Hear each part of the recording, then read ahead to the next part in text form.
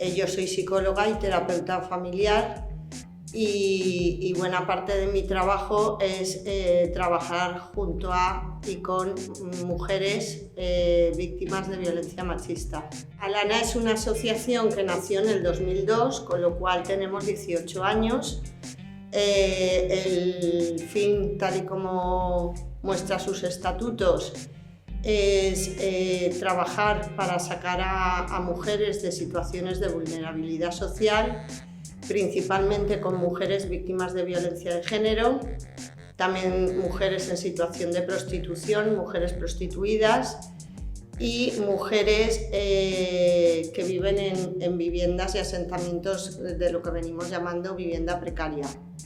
La asociación está formada, ahora creo que somos 52 profesionales y un montón de voluntariado, gracias al cual podemos hacer todo lo que hacemos, desde atención psicológica individualizada y de grupo, acompañamiento a denuncias, a juicios, preparación de los juicios e intervención en los mismos, con ellas y con las criaturas.